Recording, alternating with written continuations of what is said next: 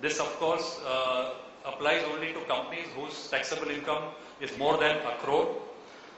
The FDI norms are going to be made more user-friendly. That is what the Finance Minister has announced. Those of you who are exporters and who are located in SEZ units would be aware of this deduction under Section 10AA. There was a problem in that section till last year, and there was an amendment made in the last year's budget. This year, the only change that has been made is that amendment which was made last year has been made retrospective in effect from assessment year 2006-07. So this is a good provision. The lacuna that remained in last year's amendment has been rectified this year. Those of you who are in partnership, who are partners in partnership firms, would do well to convert yourself into an LLP, that is Limited Liability Partnership. Last year, we had the new LLP Act brought onto the statute, and but there was a problem, and the reason why LLPs had not become very popular amongst people was the fact that under tax laws there was an ambiguity that has now been removed, and it has been clearly stated that when there is a conversion of a company to an LLP, subject to certain conditions, there will be no capital gains on the assets which are transferred from the company to the LLP. There are a lot of weighted deductions which are available to businessmen. There have been substantial increase in the limits of the deductions available. For the in-house scientific research, it has been increased from 150% to 200%. And for contribution to approved associations, it is increased to 175%. Similarly, there is also a weighted deduction available for contributions to associations engaged in research, in social science and in statistical research. There is an investment-linked deduction for building and operating new 2-star and above category of hotels anywhere in India. This again is a good provision. Those of you who are in business and who have the misfortune of being responsible for deducting tax at source from various payments would know the kind of problems that we all face in the TDS provisions.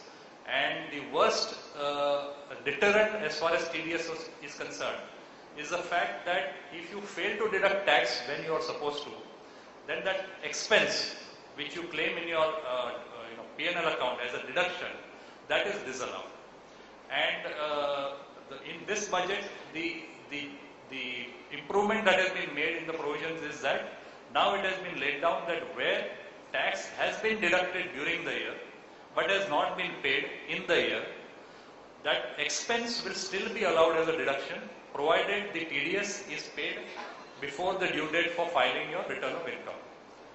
So at the same time, if the tax is not deducted during the year and you deduct it after the year end, and therefore obviously you will pay it also after the year end, in that case, currently also and in future also, the deduction for that expense will be allowed only in the subsequent year when you make the payment of the TDS. Tax audit.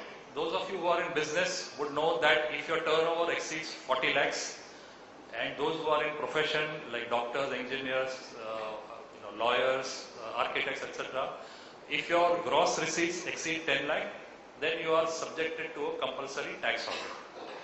The tax audit limits were fixed in 1984 by the same person who was the finance minister today. He was the finance minister then. So after 26 years, the limits have been increased now, and they have been increased by 50%. So now, if the turnover of a business exceeds 60 lakhs, and if the professional receipts exceed 15 lakhs, then the tax audit provisions would be applicable. At the same time, the penalty for not getting your accounts audited under Section 44AB of the Income Tax Act is currently a maximum of 1 lakh rupees. That has also been increased by 50% to 1.5 lakh rupees. Those of you who are in the construction business and are aware of Section 80IB, in the housing projects, there are a couple of changes in that. The time limit for completion has been increased to 5 years, and there are changes in the area, etc. As far as service tax is concerned, although I don't practice in service tax, I've just put up a few slides because I'm aware that a lot of you would be interested in the service tax provisions.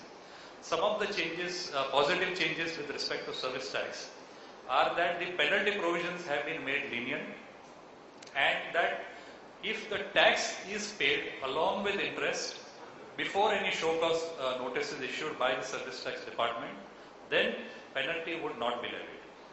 Also, there is a clarity brought about in the definition of business entity. And the exporters over here who were facing problems in getting the refunds, for them also there is good news. Earlier, the department was insisting on the exporter having to prove that the services exported are actually used outside India. That condition is now done away with. So it is not necessary to prove that the services are used outside India. As long as you say that you have exported services and you receive money in convertible foreign exchange, it will be considered as an export of service, and therefore it would be exempt from service tax. The negatives, as you all are aware, the MAT provisions have been made even worse than they are at present. Currently, book profit, the tax on book profits is to be paid at 15%. It has been increased to 18%. Similarly, for TDS, the interest for late deduction or late payment has been again increased from 1% to 1.5% per month.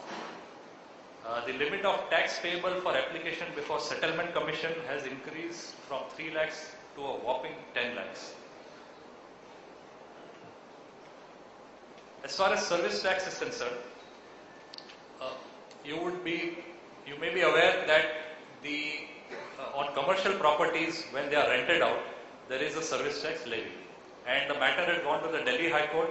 The Delhi High Court had ruled that renting is not a service, and therefore it should not attract service tax. And therefore the people in Delhi were very happy. The government has changed the law, and now even in Delhi, service tax will have to be paid on the rentals, on commercial properties. Construction industry, big time problem as far as service tax is concerned. It has been made more stringent. I am told, I have not yet verified this, but I am told that the change is that if you book a flat in a project which is going on, and even if you give only 100 rupees or 1,000 rupees as token money, and the balance is paid subsequently, service tax would be leviable because it will be treated as a service that the builder is giving to you. And only in the case where